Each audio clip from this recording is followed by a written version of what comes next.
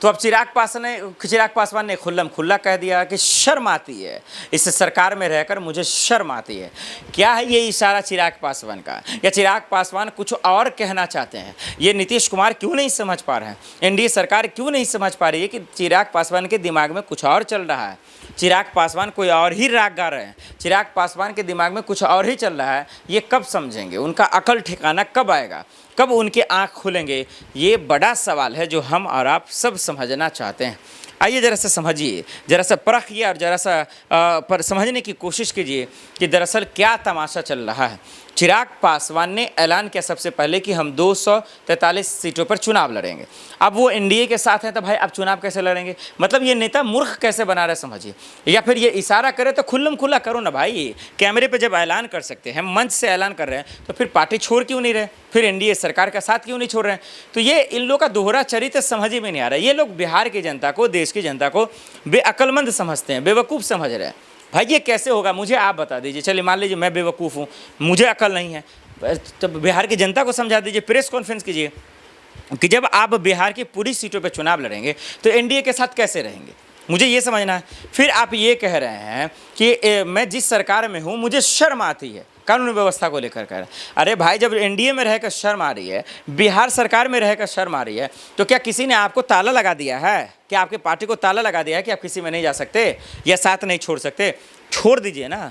जब आपको इतना बुरा लग रहा है ये सरकार, जब इतना घटिया है ये सरकार, तो फिर आप साथ छोड़ दीजिए। या फिर से आप बोलिए चिराग पासवान या चिराग बाबूजी, आपको मोदी जी, अमित शाह जी से डर लगता है, या नीतीश कुमार से डर लगता है, या बीजेपी सरकार या भाजपाइयों की सरकार से डर लगता है, या एनडीए सरकार से डर लगता है? क्या चाहते हैं, मन में क्या है आपके?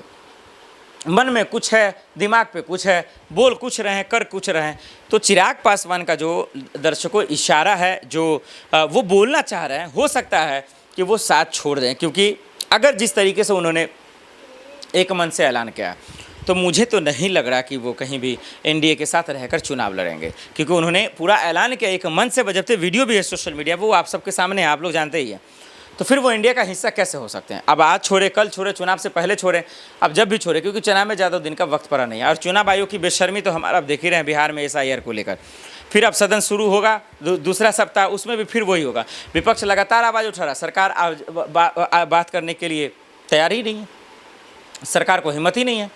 सरकार आज तक एक सवाल का जवाब नहीं दे पाई, ऑपरेशन सिंदूर को लेकर नहीं दे पा रही है। उनको खाली पीठ ठपठपाना है, विजय पथ यात्रा निकालना है। अरे कहाँ चूक हुई, किसकी गलती थी, सिलेंडर क्यों किया आपने, सीज फायर क्यों किया, हैसियत ही नहीं सरकार की बताने की। तो चिराग पासवान को समझिए और डिप्टी सीएम को जो धमकी मिले उसको भी समझिए। बिहार में चुनाव है दर्शकों, कुछ भी हो सकता है। नीतीश कुमार मौन पे चले गए हैं, मुझे तो लगता है कि वो रोजा रखे हुए हैं, उनको बोलने की क्षमता नहीं है, हिम्मत नहीं है।